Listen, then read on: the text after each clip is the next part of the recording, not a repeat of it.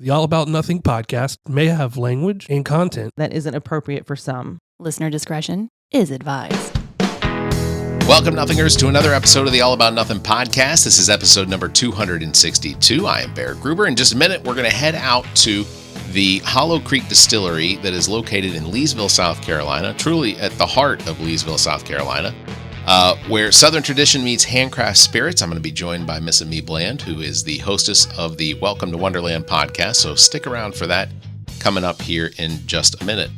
Please subscribe and share the show. That's how we get new listeners. Please also consider supporting the show financially by visiting theallaboutnothing.com and becoming an official member and proudly calling yourself a true nothinger.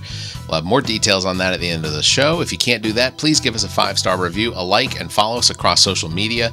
You can find links at our website, theallaboutnothing.com. Real quick, I want to thank Nudaira for being on the show last week. She, of course, is AKA Most Popular. She hosts the Most Popular podcast. So Zach and I had an opportunity to sit down with her. If you haven't seen that one yet, go back and watch it, episode number 261, and enjoy. We had a really good conversation with her, and hope that she finds all of the success that she has coming to her, and I think she will. So going to head over to the Hollow Creek Distillery now with Barrett and Amy, myself in that. So we're going to do that with Craig and Meredith Amick, again from the Hollow Creek Distillery in Leesville, South Carolina. Welcome to a very special episode of the All About Nothing podcast. I'm here with Amy Bland, who is the hostess of the Welcome to Wonderland podcast as well, also part of the big media conglomerate. Actually, Barrett's here with me. That's also true. That's also true. We are in the heart of Leesville, South Carolina at the one and only Hollow Creek Distillery, where Southern tradition meets handcrafted spirits. I'm joined today by our friends Craig at the far end over here, if you're watching on YouTube. Hello. Meredith sitting next to me.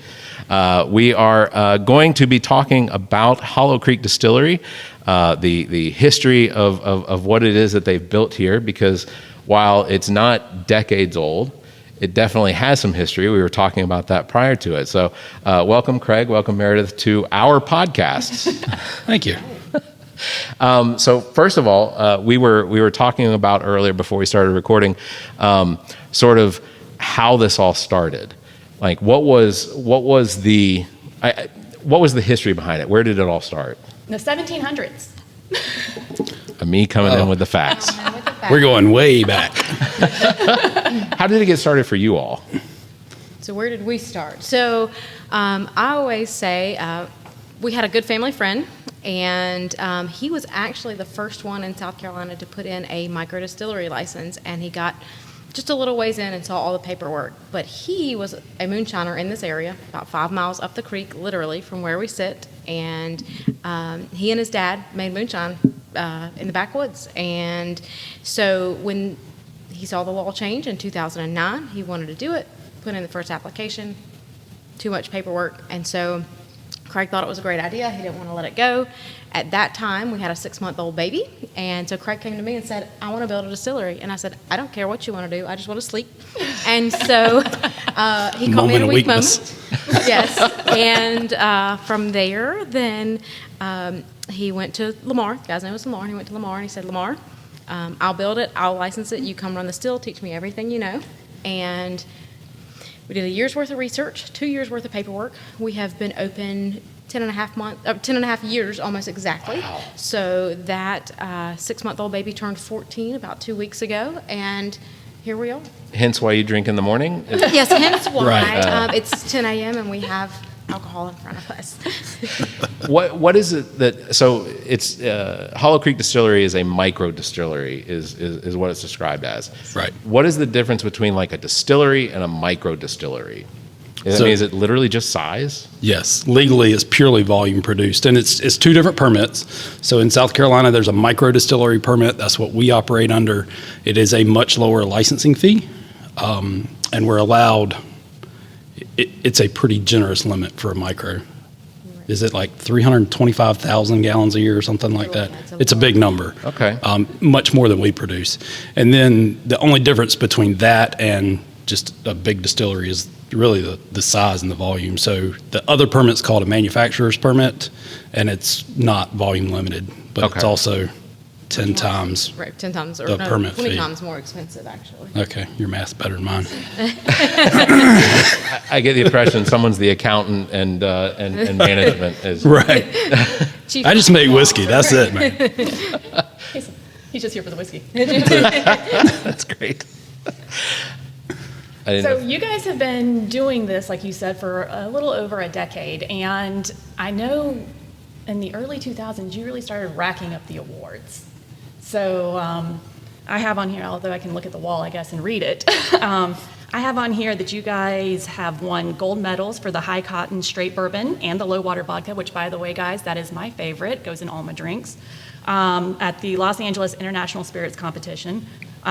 Gold medals for the William Allen Small Batch Bourbon and the low water vodka at the San Francisco South's Best Spirits, New York International Spirits, Best of Columbia, like all of the years. So when did that really kind of turn from you? So you spent a year researching, you spent 2 years kind of getting into it, and then I assume you made your first very small batch? Like what was this? It was a very small batch. Our first still was 250 gallons still, and you say 250 gallons, which sounds like a lot, but that still wouldn't turn out but maybe 30 gallons at a time of finished Something like product, that, something yeah. like that. We now have an 800 gallon still, so we can make 100 plus gallons at a time. But yeah, so when that turned for it, we started racking up, some of Best of Columbia, Best of the State, those kind of things, in 2016, 17, 18, something like that. And then we started entering our spirits into those international competitions, San Francisco, Los Angeles, New York, and that really started 2020, 2022, something like that, after kind of COVID, the COVID craze settled down just a little bit. So, and I'll let you kind of talk to some of those medals that we won, but we were... So honestly, there's several that, we surprised everybody, including ourselves with. I'll give you just a couple of highlights. So you mentioned low water vodka. It won a double gold medal for the South's Best in 23. And no, my memory's not this good. I'm looking at the back wall here, so bear with me. Then high cotton, kind of the biggest award I think we've won to date. The high cotton single barrel 105 proof bourbon won best of class and best of division at LA International. And that was 24. So pretty big competition.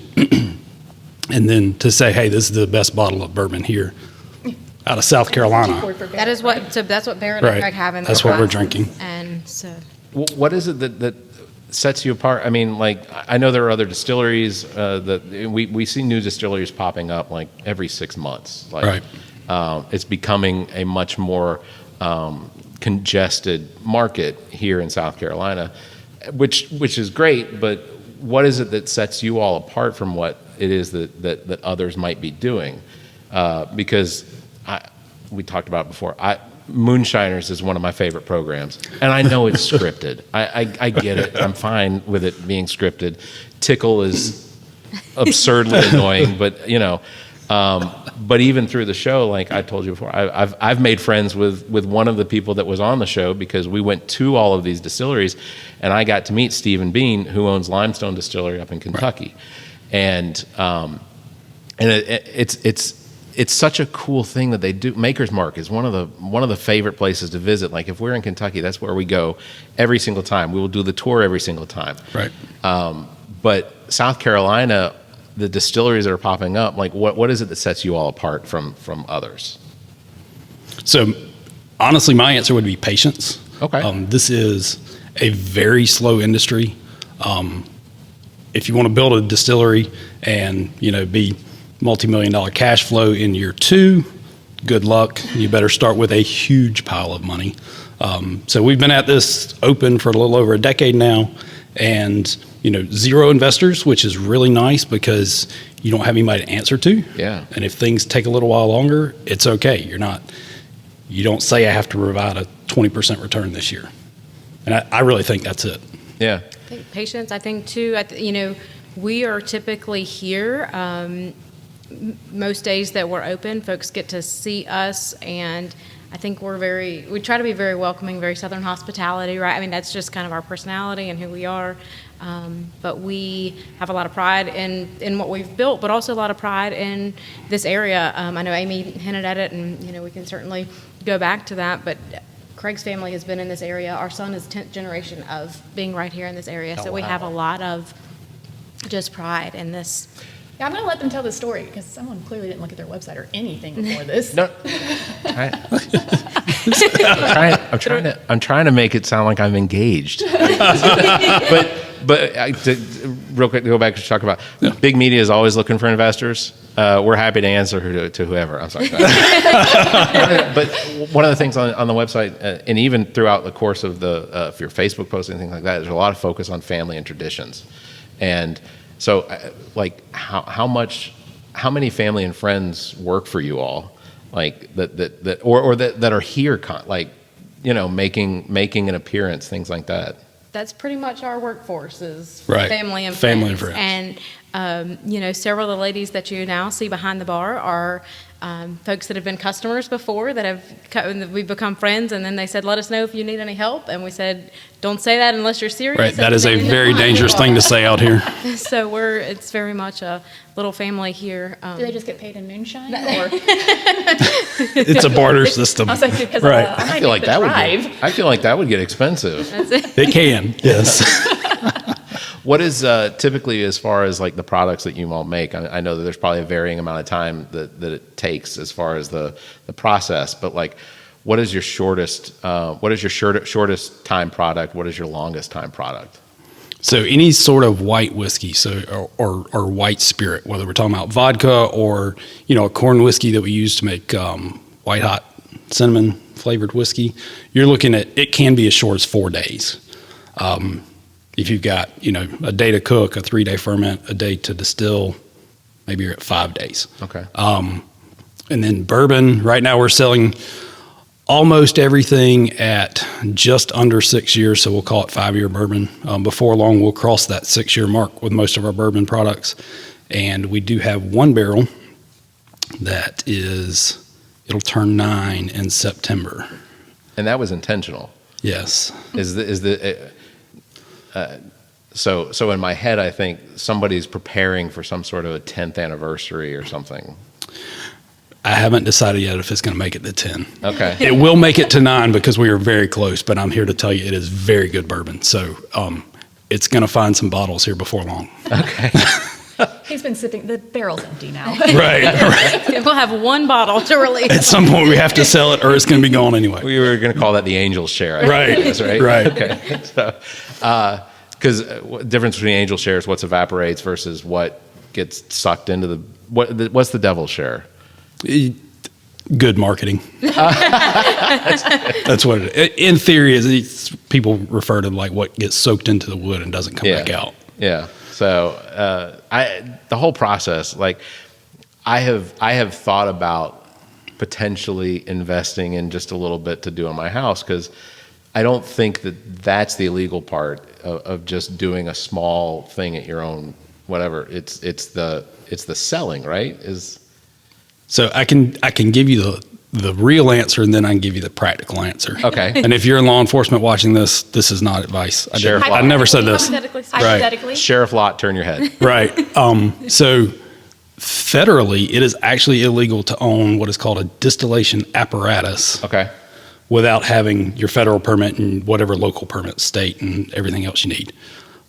Practically, as long as you're not trying to sell 1,000 gallons a year, nobody's going to say anything. Okay. You can buy whatever the little water distillers on TikTok shop now. Yeah. I've seen those. I saw the little guy on TikTok, the old grandpa doing that on TikTok, and I'm like, wow. Right. I saw somebody doing it live, and the ingredients they were putting in there, I was like, That's got to taste terrible. yeah, there's no way. So, speaking of ingredients, what was the original recipe, the one that you got from Lamar? It was 2/3 corn, 1/3 oats, and we used whole oats, and oats are pretty unusual for commercial distillation. The starch conversion really sucks, doesn't make much alcohol, but it does kind of smooth out the alcohol that all the corn makes. Corn's the workhorse of really the whole industry, if we're being honest. It makes a lot of alcohol, pretty sweet flavor profile, can have a pretty good bite when it's young. But Lamar's recipe was two-thirds oats, or two-thirds corn, one-third oats. It's labeled moonshine, so you can cheat. It's got a bunch of sugar in it to help it ferment and boost your alcohol production, and that's pretty much it. And do y'all still kind of stick true to that today, or? Yeah, for moonshine, yeah. And the real secret was we used lemon juice as a pH adjustment. Okay. Which most people who just make moonshine at their house or in the backwoods or whatever, they don't ever even talk about pH adjustment. But that was his secret. That was his secret, and it worked, no doubt. Well, if they're making it at home, I imagine that, and they're not adjusting the pH, they're probably blind anyway. Lime juice, lemon Right. juice. So did you guys start out doing strictly moonshine, or? Yes. So we talked about we don't have investors. Certainly Meredith nor I need come from money. So you got to have a cash flow product up front. We didn't start with a mountain of cash to just burn through. So in the distilling world, you only have a few options for an immediate cash flow product. You've got moonshine, you've got gin, which I hate. Oh, me too, it's the worst. It tastes like a pine tree, but whatever. And then you've got vodka. When we started out, our still was not going to make vodka. Like, it was a very simple direct fired pot still, similar to what you would find kind of out in the woods, but inside and cleaner and that kind of thing. But it was not going to make vodka. So, and gin I hate. So we're kind of out here in rural Lexington County. Moonshine fits anyway, and that's where we kind of got our start. And that's all we sold for a while was And moonshine. were you doing the flavored moonshines back then, or it was just straight up? So on day one, we opened up with straight moonshine, period. Because each product, each different flavor of moonshine per se has to have a federal approval. And so the only thing we had approval for at that time was our straight unflavored moonshine. And what is it? What as far as like what the federal approval is? Are we talking like a proof, a percentage of alcohol in it? What does it take to get federal approval? So there's really two steps. First, you have to have a formula approval. So you tell them how you're going to make this flavored spirit. Now you do get to skip the formula approval if the spirit you're making meets the federal definition of a predefined category, like straight bourbon whiskey. If you're just going to put straight bourbon whiskey on your label, you don't have to tell them how you make it, because they give you a long list of requirements. And by putting the label on the bottle, you're saying, I hereto swear I meet this definition. Yeah. So you've got to get formula approval if you don't meet one of those categories, and then you have to get the label approval. And the label has, several requirements, your branding and all that, but then total volume, so whether it's a 750 milliliter or 1.75 or whatever, proof, and there's pretty tight requirements around stated proof versus actual proof in the bottle. The easiest way is you better be dead on. And then basically what the statement of content is. And they'll give you what you have to put for the statement of content based on your formula. Yeah. So do they ever say no? They're like, no, you can't make that. Yes, they do. Actually, it kind of depends on what you're putting in there. So there's a whole bunch of different ways to go about this. You can either use like single ingredient natural sources, so like our honey moonshine. It is just, it was essentially moonshine with raw honey mixed into it. That's what's in my glass. Right, there's a couple of those sitting around now. So that one's pretty simple. And then you can also go with these approved formulations. So the flavoring agent itself has already been analyzed and approved. And you say, here's the flavoring product I'm going to use, and here's how much of it I'm going to use. And some of them, it doesn't matter how much you use, and some of them it does. If it's like an artificial flavor, a lot of times there's limits on how much you can put in. So try to stay away from those, honestly. Yeah. So you guys have to submit it and then find out. So you don't make it first. Like, you have to wait until you get your. I mean, you can make it first, you just can't sell it. So we don't make it. Small test batches. It's a lot of R&D, and somebody has to taste them. But it's a tough job. We do Someone's got to do it. It's sad. So, and you guys have a bunch of limited release flavors. So, like, that's one of the things. every week I feel like you're on Facebook and on Instagram. You're like, hey, we've got this new limited. And I'm like, I want that too, but I don't need to have 72 bottles of liquor in my house. We talked about that earlier. Yeah. I'll be back later this month for some more because it's Sunday. But how do y'all kind of decide? So like when you were like, I want to do like the s'mores. And we were like, I want to do s'mores. Like how did you decide? S'mores. We did. That's not yours. I mean, that's yours, but that's not that. Yeah. So we tried a bunch of different flavors. You know, we've tried s'mores, we've tried strawberry, we've tried toasted marshmallow, mango habanero that may or may not come out later. Those Possibly kind in of, August. Yeah, possibly August. So, and we just mix them up and see if we like them. Again, it's a hard job. Somebody's got to do it. Right. We've got to taste them all. We have made some duds, don't get me wrong. We have tried and tried and tried for a lemon. And I made one that tasted remarkably what I believe pine sol may taste like, which was not a great flavor. Washed out. I had my mouth washed out with soap plenty of times. I get it. But we're still trying for that lemon. So, but anyway, so, you know, some of them are duds, some of them are great. And the great ones, we submit for approval and they hit the shelves. So when you're trying to come up with different flavors for what would potentially be like a new or a limited release, talked about toasted marshmallow. Do you literally toast marshmallows and mash that in with the? Is that literally the process? Because I watch moonshiners every season, and they will take old blueberry muffins and mash that in to get that flavor. Is that really what the process is? Okay, don't. No, it is not that romantic. It's all synthetic. No, I'm just kidding. Right. So I will say, you know, any flavor you put in before you distill, you're going to get a very muted flavor out of the distillate, out of the liquor that comes out. It's very, very little flavor.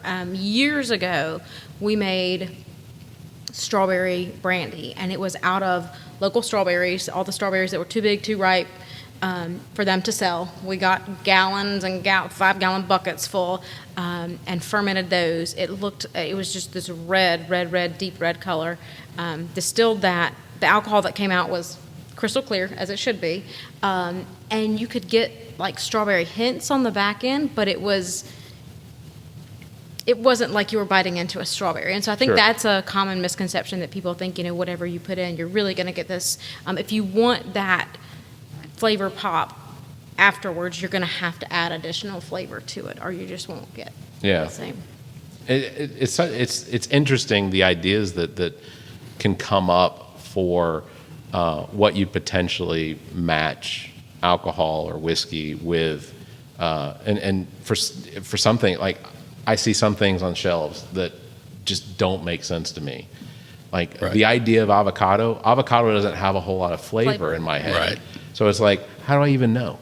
Like, Just trust us, it's in there. yeah, you put a picture of an avocado. We waved it past, and now it tastes like that. So again, Ami and I are out here at the Hollow Creek Distillery. It's 112 Rockridge Road, Leesville, South Carolina. It's a short drive from Lexington, South Carolina.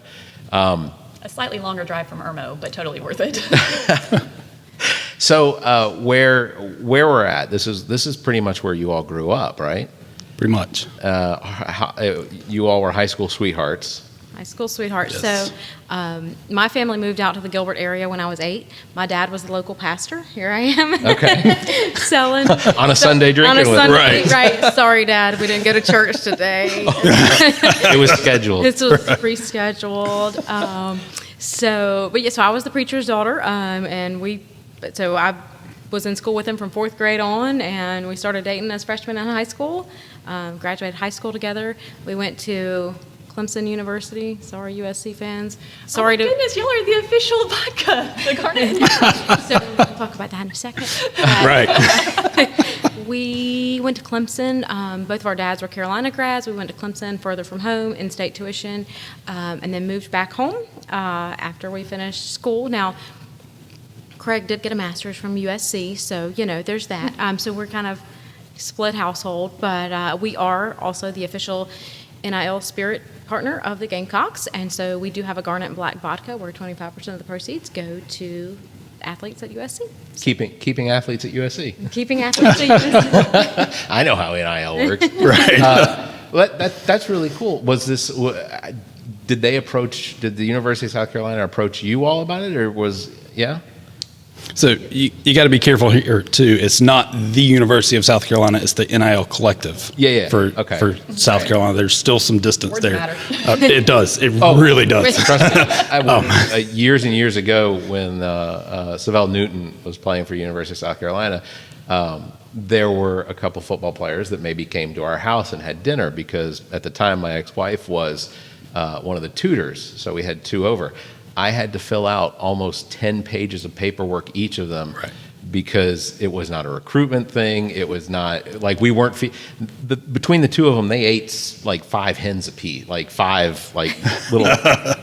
But yeah, it's crazy what is required in order to try and either support the team locally, whether corporately or small corporate. But it's a fine line you have to walk. I can't have University of South Carolina players on without filling that paperwork because what winds up happening is this advertising for the school? Is this, what is the same with politicians? Politicians come on the show, I have to fill out paperwork, and if I choose to make it a donation, then I have to apply market value for the show to their campaigns. So Really? I thought we just all accepted they were crooked. a lot of them are. Well, we made it easy. So the collective is who reached out to you and was like, hey, how would you like to do something special for us? Is that? Yeah, kind of. It actually happened through a mutual friend. So she kind of put us together, and we worked out a pretty decent deal for both sides, I think. And that's really the kind of the crux of this. It's got to be beneficial for everybody. Yeah. So yeah, we launched Garnet and Black vodka. So I haven't had the Garnet and Black. How's it different from the low water?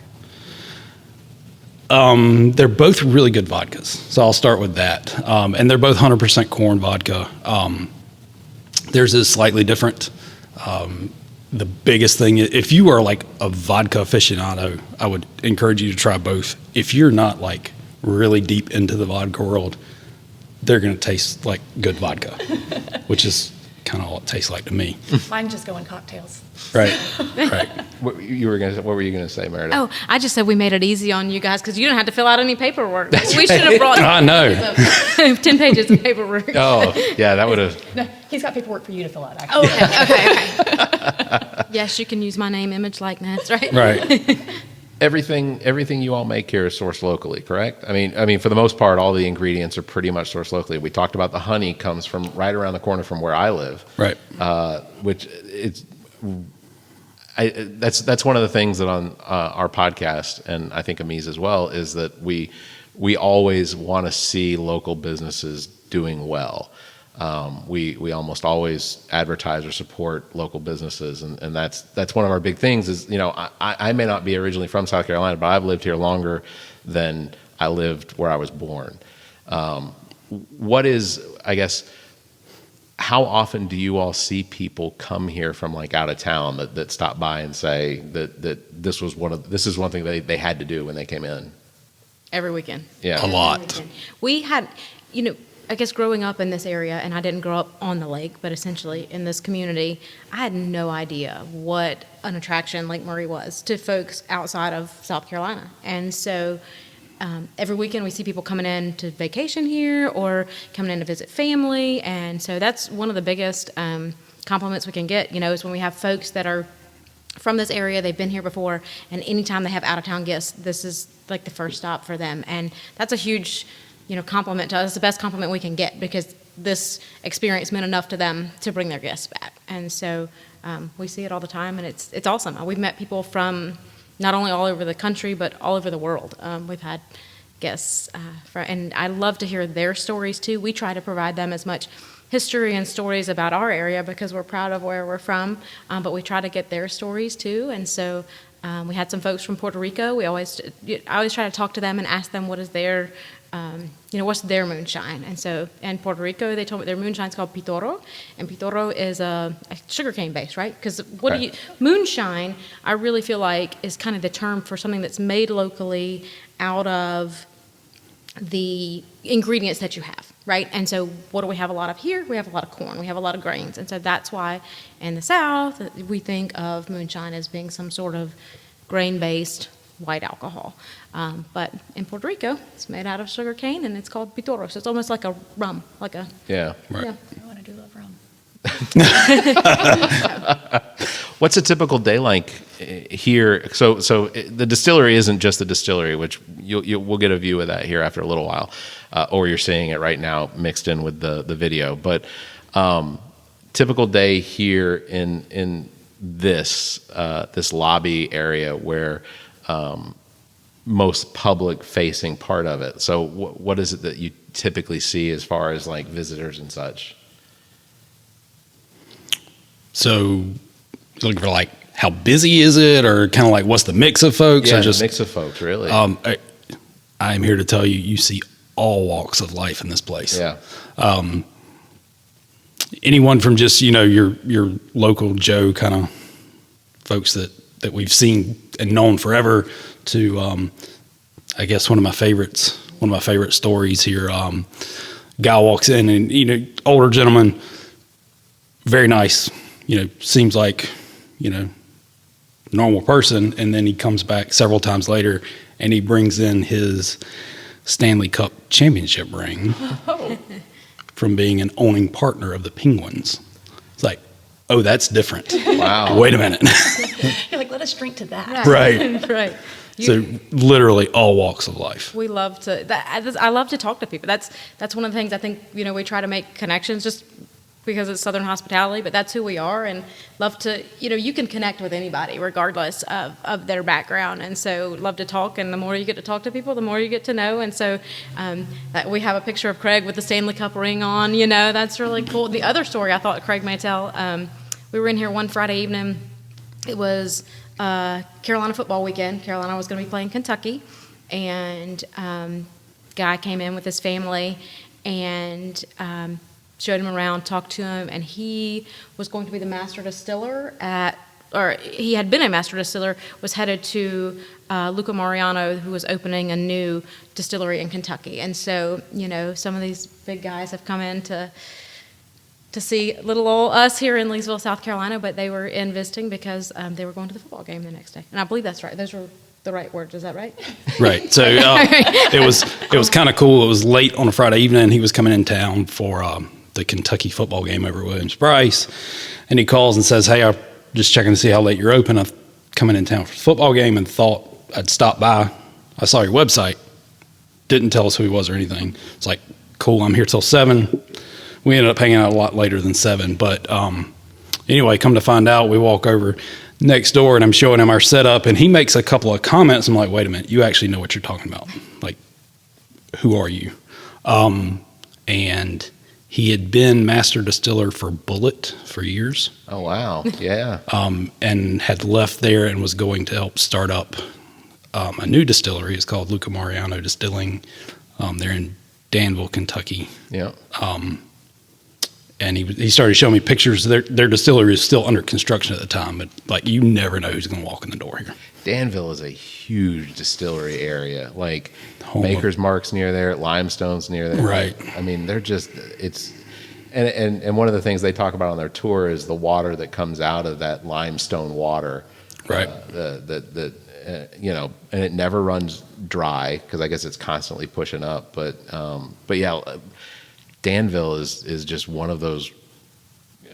So we had farmland in Liberty, Kentucky, Elkhorn, which is right between Campbellsville and Liberty. Yeah. And so when we'd go up there, we would always go and visit the distilleries, mostly because I wanted to get the bourbon balls that they give away. Right. Delicious. Yeah. But so it's Danville. It wasn't always like that. 50, 60 years ago, it wasn't that big of a community. It wasn't that congested. how has Leesville over the course of the last 10 years, like really have they taken you all in? Like, have you all seen that with the community here? Oh, absolutely. The local community support has been fantastic. That's why we're still here. Is Right. The local community support has really. If it wouldn't be for that, we wouldn't still be here. But you know, everything from just local interest in general. You know, local politicians come out and see us. We've got a couple of plaques and stuff on the wall from them. And you know, the really cool part though is the people that come in every week. Like, I've lived here my entire life, except for a few years when I was at Clemson, and I meet folks every weekend that walk in that have been here their entire lives. I've never run into them, and it's really not that big of a community out here, right? Like, especially when I was growing up, there was nothing out here. Yeah. This is like middle of suburbia now, as far as I'm concerned. Well, there's a San Jose right there. Right, there is. What a great view of the lake, by the way, out the windows. And Ami told me that you all pull the chairs out on the front porch. I just have to imagine that the environment. It is. Like, walking up, it's very welcoming. Like, as a visitor, so obviously they see it from their side, but like as a visitor coming in, I came for the first time about a year ago. It was August. I came for a birthday giveaway. Okay. Because my birthday's in August. And Very good. I was like, let me trek down there and see what this is about. And like, It I worked. walked up and there were people in the rocking chairs on the front porch, just sitting there rocking. There was a food truck out there selling food. And then I came in and and then just immediately, like, we were greeted by whoever was over at the desk. There were people milling. The setup was a little different, but there were people milling all around.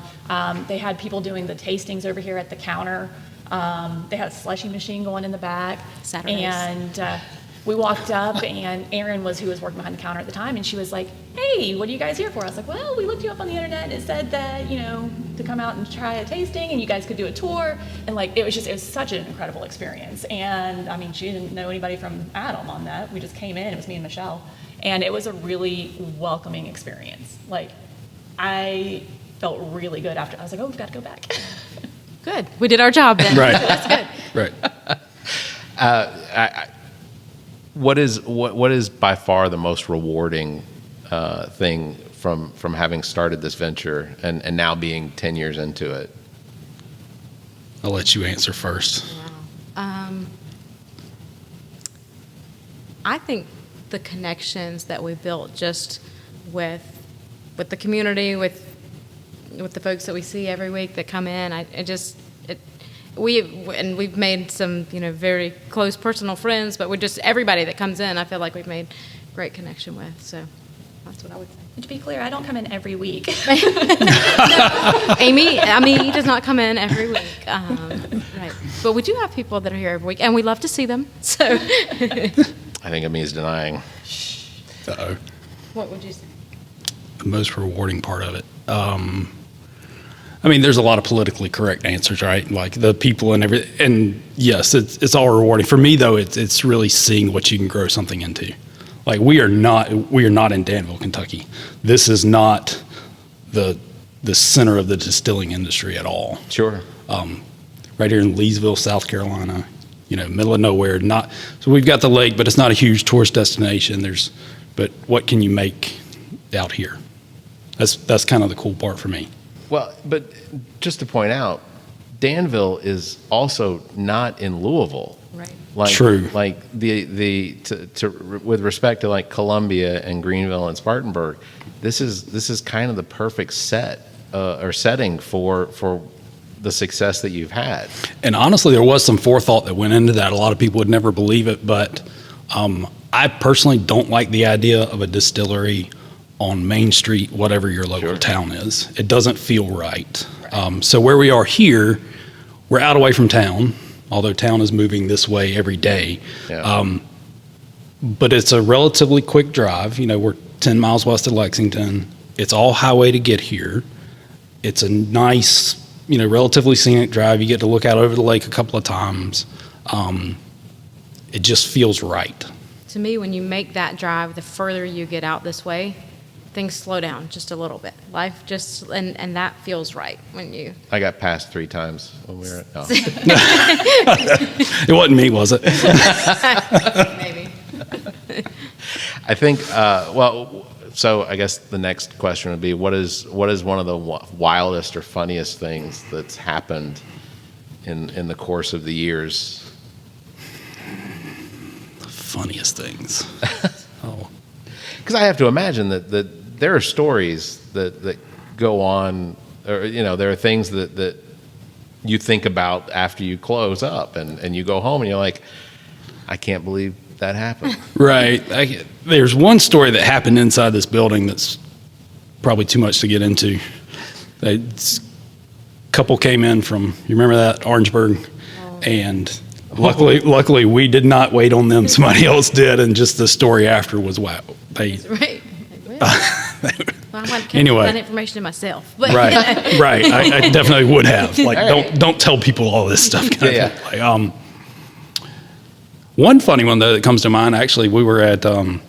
So there's a big whiskey festival that happens in Columbia every year. It's called the Great American Whiskey Fair. So. How do we not know about this? It's in September, I think, every year. Right, it's a good time. Right, you should go. So anyway, I went over there one year, and Aaron, a good friend that works for us, was there with me, and we were, it's a ticketed event. You buy your ticket, you get in, and you go around to all these different distilleries, and they pour you samples. You get to try a whole bunch of bourbon in a few hours, which is always a good plan for a lot of reasons. But anyway, the table right next to us had a different vendor with a rep there, and interestingly enough, when we were trying to pack up, event's over, we're packing up, getting out of there for the night, the rep at that table actually tried to pick both me and Aaron up. It's like The same rep. the same rep. To pick you up. Right. Yeah. Okay. Kudos. Good, right. And I was like, I'm not sure if you're just not picky or what, but it was like, And we're like, well, the two of us are not a package deal. Like, Right. I don't know. Good Yeah. friend, but not that good of a friend. well, it was a drinking festival. So it was a drinking in his festival. defense, but Mazel Tov. That's I will say this didn't happen in this building, but I always love to tell this one too. So our son, who's now 14, was a baby when we started this, and so he's grown up in this building. This is nothing, special to him, so to speak, but so he's always known us as, the liquor people or, the moonshiners, that kind of thing. And so I always worried he would go to preschool or to school and say something about his parents making alcohol, and then here, but we never had any knocks on the door about that. But I do. So when he was in primary school, some of the teachers knew who we were, and so back in the day before COVID, when he switched schools into an elementary school because he aged out of the primary school, went to the elementary school, and before COVID happened, when you now register your kids online, you actually went in person to register your kids for school, and that's when you had like the bus table and the car rider table and the lunch money table and all that. And so I was like, okay, we're going to go in, and nobody's going to know who we are, and we're going to just not be the liquor people. And we walk in the door, and here I am with my 6-year-old, 7-year-old, walking in the door, and the first table, hey, there's a liquor lady. So that was busted right away. but the context is important. So do you send a bottle of alcohol at Christmas and on teacher appreciation just in case your son is the reason why? So there was one year, so the year that we released William Allen, which is one of our bourbons, so the year that we released William Allen, that's actually named for William is Will's first name, our son, and Allen is Craig's middle name. So Will is 10th generation of the family, so that one's kind of a forward-looking product to the future and generations. And so the year that we released that, it was close to Christmas, and so we sent a nice note to his teachers, and we were like, hey, we can't send a bottle of liquor with our 7-year-old to give you. But I wanted to try. I'm willing to have this conversation with the principal. Bring this paper back to us, and we'd love to give you a bottle of William, that we've named it for him and all that stuff. And so interestingly enough, a little bit later, at least one, if not both, of the teachers came in, and because he had 2 teachers that year came in and brought it, and so we gave them their bottle of William Allen, and they have actually since opened a liquor store, and so they carry our products. I've gone and done many tastings at their store, so that all worked out. But what a great environment to have a parent-teacher conference, right? Right. I wonder how many teachers want to photocopy that note and be like, I'm his teacher too. Yeah, but you're behind the Help him at bar. lunch table. You're on this side of the bar. They're on that side of the bar. The power struggle swaps places. Whatever. So speaking of your alcohols being sold in different places, obviously you sell it here, and then you guys are sprawling out. Like my folks up in Simpsonville did a tasting at one of the spirit stores up there. Like I saw it on Facebook. I was like, hey, this is the place I like. Go try it. And then they're like, this cost me $250 to go try yours. I was like, I'm sorry.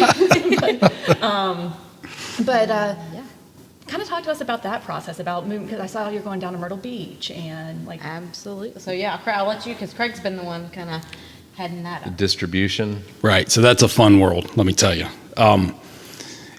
We've basically kind of fleshed out the whole state now. We work with, it's the Anheuser-Busch network. Okay. So it's different, essentially beer distribution territories, and all these distributors have since added spirits distribution licenses to their warehouses. So in the Columbia market, it's Southern Crown now. It used to be KW. KW got bought out.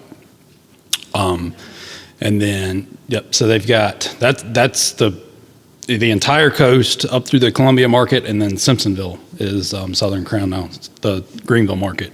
Then there's another small one out Aiken, there's one in Spartanburg and one in Rock Hill, and we actually just signed the Spartanburg contract last week. Congratulations. And actually, if you're from Rock Hill watching this, that contract is sitting in my inbox, and I was supposed to send it back to you Friday, and I haven't done it yet. Rock Hill Rock Hill audience. Yeah. I'll have that back to you tomorrow, I guess, is Monday. I'll have it back to you before this airs. That is correct. There you go. So that rounds out the whole state for us. We've got a little tiny piece of Georgia. It's not big. We haven't focused on it at all yet. And really, it's kind of one of those, how much product do you have? How many markets can you support? So I'm sure we could add territory quickly and just spread ourselves too thin. I'm a manufacturing guy. Make anything in the world you want to. Spirits being one of them. I'm not a marketing guy. So we're kind of trying to figure this out as you go. And I think a recipe for a quick disaster would be, hey, let's try to put Hollow Creek products in half a dozen or a dozen states. Well, then you run into supply issues under your federal license, right? So then it's how much product do we have? How quickly can we make it? How much bourbon do we have maturing? Which that's a real limitation. And then how do you support all that marketing? Yeah, that's a real thing. Getting the initial placement in a liquor store is actually the easy part.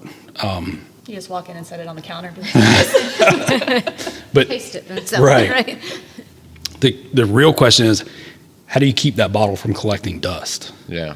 Like somebody's got to walk in and buy it over and over again, and then the store has to reorder. That's where all the money's made on the reorders in wholesale. Like the initial placement is whatever. We'll put a half dozen bottles of whatever you're selling. It costs us very little to try a half dozen bottles. We'll give you a single face spot, probably not in a great space in the store. It's in the corner by the bathroom. Right. Yeah. And then you got to get those bottles to sell. That's the hard part. So what you've learned about marketing, what's the ideal location in a liquor store that you want your product? Right beside your national competitor. Okay. Yeah. Really? Absolutely. And who's your national competitor? It depends on what product we're talking about. So William Allen. Bourbon World's kind of, it's nice because bourbon fans are some of the most kind of deep into it. Like they will actually seek out brands they've never tried before, that kind of thing. So, certainly you don't want to be all the way on the end of the shelf where nobody ever gets to, back by the bathroom or that kind of thing. But as long as you're somewhere reasonable in the bourbon section, you're okay. Right. You do want to be eye level. We talked about that the other day. People talk about top shelf liquor, but you really don't want to be on the top shelf because people don't see you up there, especially me. I'm still short. Right? I was going to say, how many of the shelves go above your height? Like, because you're not many. It's not many. Yeah. The top shelf's not a problem for me, but a lot of people never reach up to the top shelf, so you really don't want to be there. Yeah. Which comes into, what kind of bottle are you going to use? What kind of shelves do retail stores have? Like if you go over 13, maybe 14 inches, you have to go on the top shelf. Yeah. Because there's not space between the other shelves. Oh yeah. And now, it better be something that people really, really want. You want to be eye level. How important is it that the bottle be transparent enough that you can that someone purchasing it can see exactly what it is they're buying, like to see the colors that you have with some of your or to see, like with the vodkas, to see that it's completely clear? I mean, I think it's important. That's why we have all clear glass. But Yeah. if you go through the liquor store, you'll see, some brands that are in screen printed bottles, and you can see very little into them. I mean, hopefully there's enough trust in the industry that whatever's in the bottle is at least the color it's supposed to be. This is purple. Right. Have you all had to do any or had to do any like classes or anything to learn about the marketing part of it? I mean, like have you like YouTube videos or like tutorials, that sort of thing? Is that something that you all have done? So you can hold my phone and like what pops up on YouTube or TikTok or anything, it's all business and marketing. Yeah. I've got a very boring feed. It's all business and marketing. Videos, No cat videos. I'm the one that gets the fun and cat videos Right. and dog videos. Right.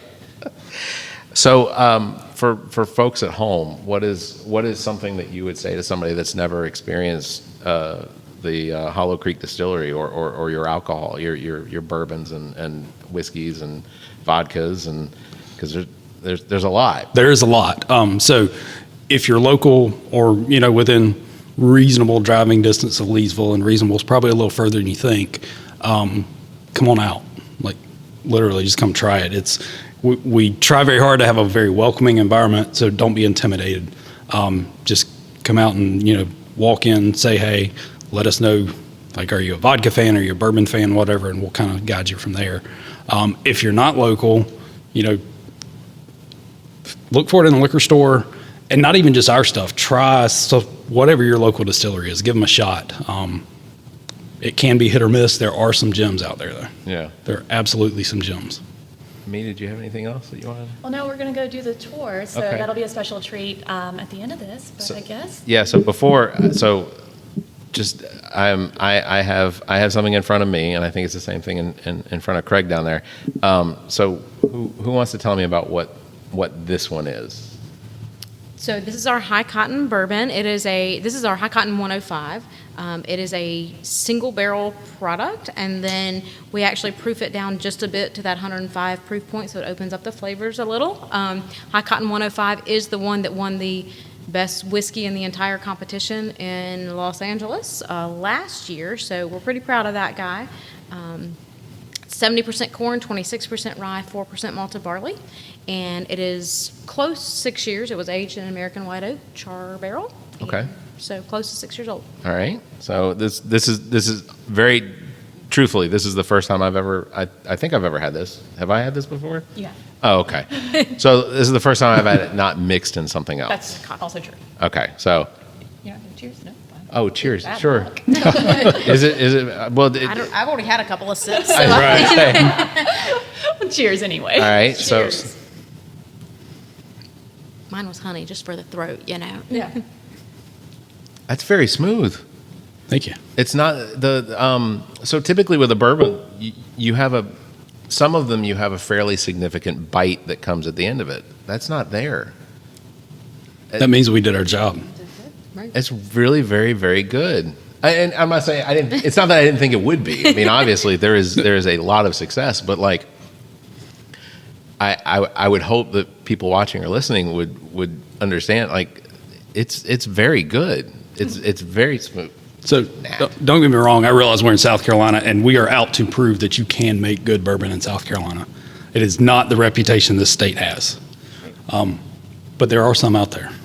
And we surprised. I think we got one of them. We thought our stuff was good, but we honestly surprised ourselves when our first round of stuff that we submitted was in 2022, and we came back with like 8 medals or something like that, and we were shocked. Just this tiny distillery in South Carolina up against the big boys, and then when we're up against the big boys 2 years later when we submitted stuff, and we come back with the medal out of the, so the whiskey category is this really huge category, and then it's got subcategories of bourbon and scotch and Irish whiskey and all the things, and there's different age statements in the bourbon. This was actually in the youngest age statement of bourbon, because then 6 years or less category, and then there's but we took the entire category, like best of, and so we were, again, against the big boys and shocked, but we thought we had good stuff, but. Well, and just to describe, so you get the whole mouth tickle. Does that make sense? So the tongue all the way to the lips, like you feel all of it, and it's I don't know, like if I drink a bourbon, typically it's Maker's Mark, because someone for my birthday and for Christmas tends to buy me just bottles and bottles of Maker's Mark that sit on my shelf, and she's learned her lesson. But I don't get that with Maker's Mark, and I don't know if it's just because I've gotten so used to it, but I don't remember ever having the tingling, the sensation. Not to find out he's allergic or something. Right. And his throat closes up, Right. saving his life. Yeah. Well, it makes for good TikTok videos. So, and I think that I actually have a moonshine, right? You do. So, I feel like you told me it was salted caramel. It smells like salted caramel. Is that what it is? So, yes, it is. I actually don't think I've tried this one. Have you not? No, Okay. Well, I've got peach at home right now. Okay. So, While she's drinking that, how often? Okay, so for a layman bourbon or whiskey drinker, when it comes to drinking something, if they're just sipping on it, whatnot, and they're drinking it neat, like, what is your suggestion as far as like mixing different flavors? I've got a really strong opinion on this. Okay, please. Drink it how you like it. Okay, all right. Well, awesome. So you'll get a lot of bourbon folks will tell you, you have to drink bourbon neat. That's how it was intended, and you have to drink it barrel proof neat because that's how the distiller intended it to be savored. Okay. I call bullshit. I think you should drink it however you enjoy it.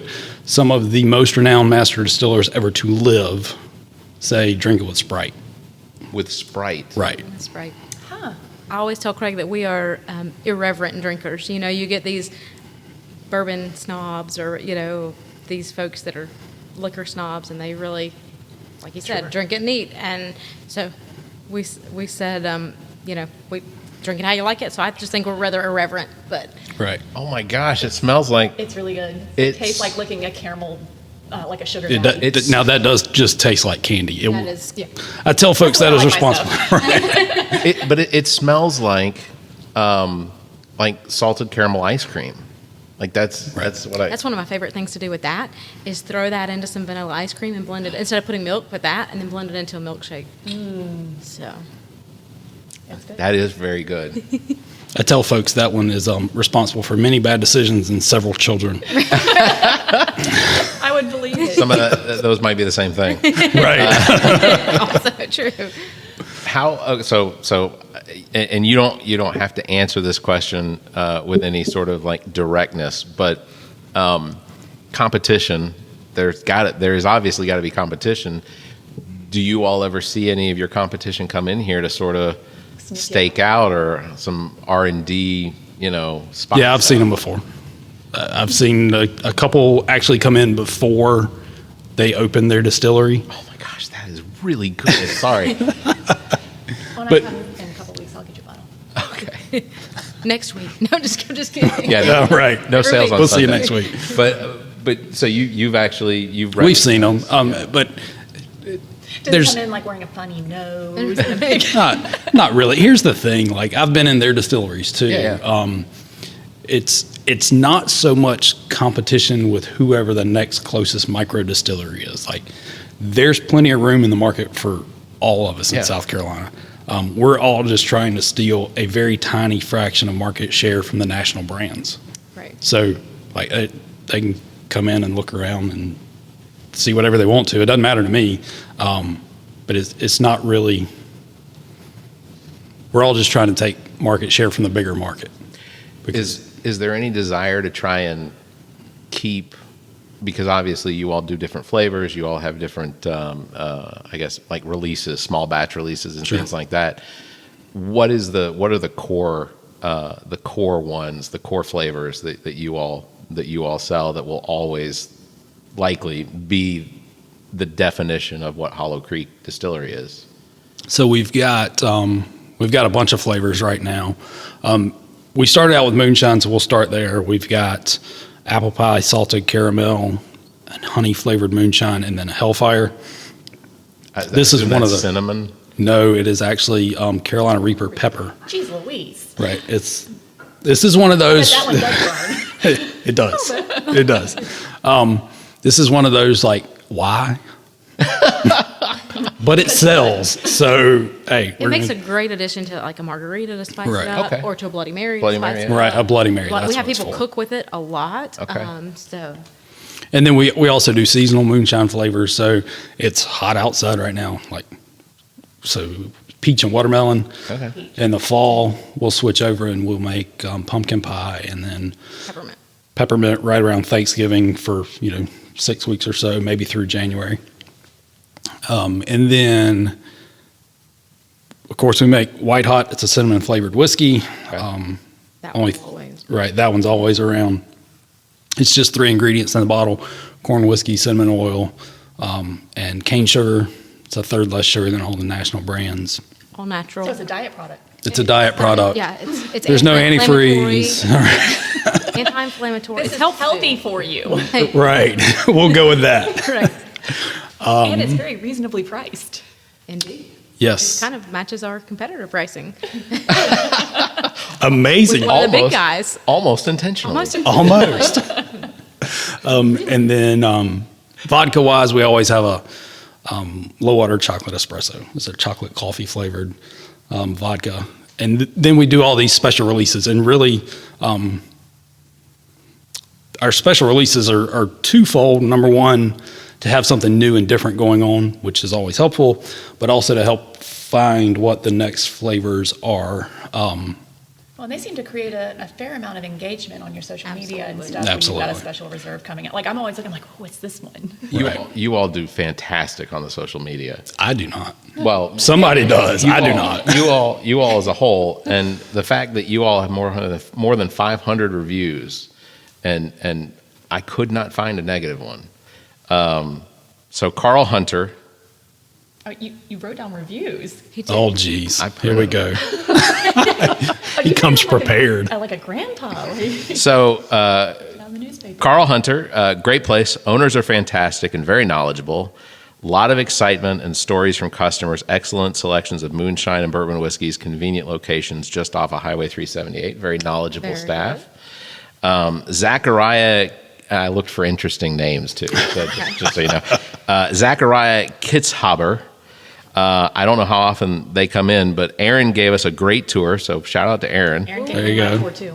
And the She's tasting. in Scotland right now. Oh, that's cool. And I'm jealous. The tasting was awesome. I learned all about the distilling process and how they make each of their products. I absolutely recommend. So that was. Let me see if I can see this picture. I never knew Mr. Curl before here, but I know Mr. Curl now. Okay. Katie Smallwood.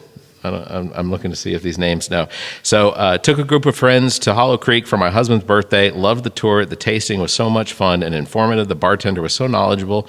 Very impressed with the wide variety of products made here. Needless to say, we found plenty to buy and can't wait to share with our friends. Thanks for the great experience. See, that's what happens. You come in thinking you're going to pick up a bottle of something, and you leave with like a box. I can see exactly how that would happen. Well, and it's the special flavors. Like, they are just... The mint one even, like, I didn't think I was going to like that, and I totally dig it. Oh, was it the peach mint or the mint julep? Peach mint. Okay. Like, I was like, I don't know that peach and mint go together. It'll come back.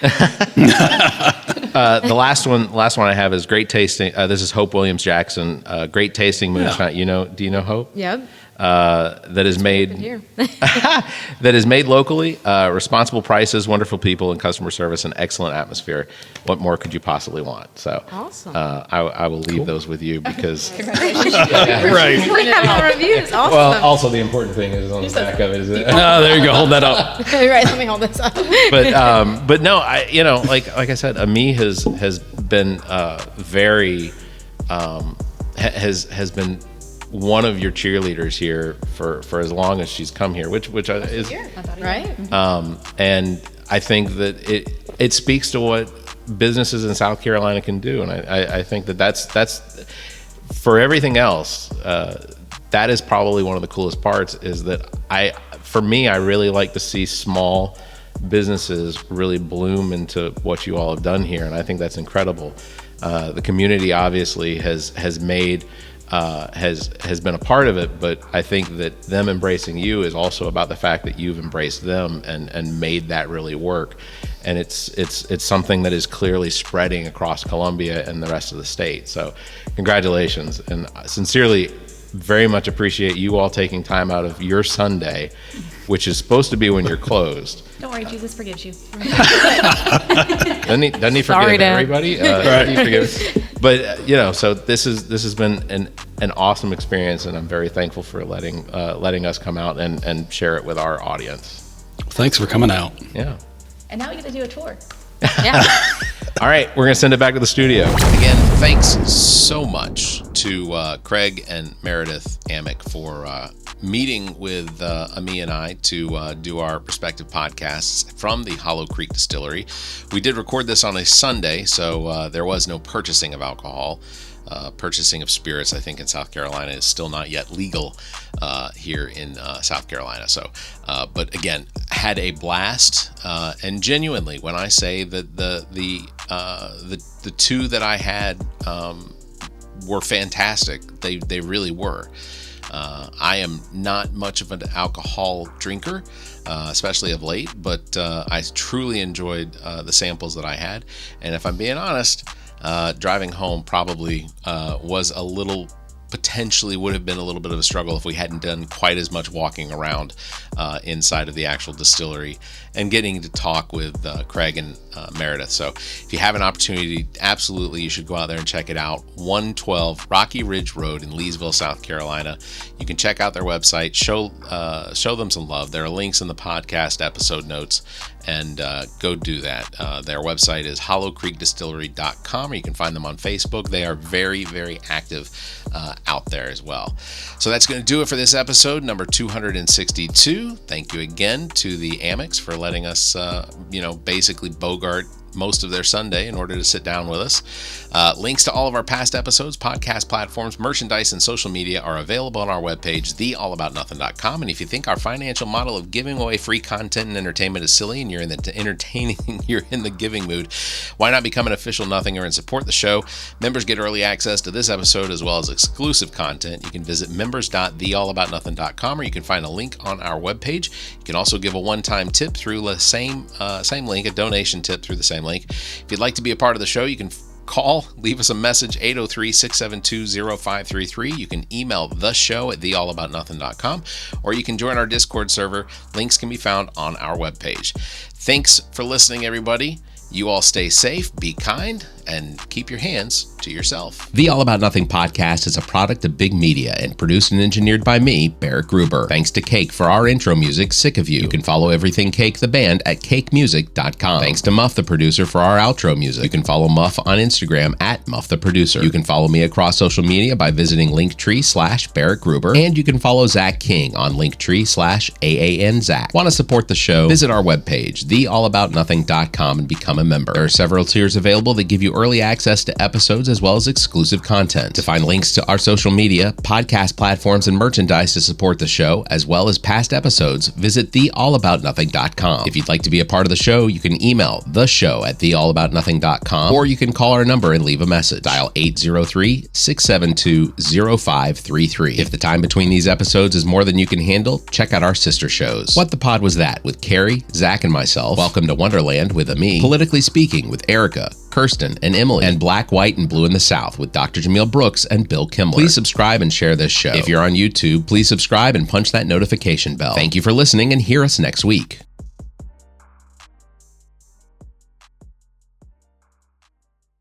The preceding podcast is a product of Big Media, LLC, and is copyright 2025, all rights reserved.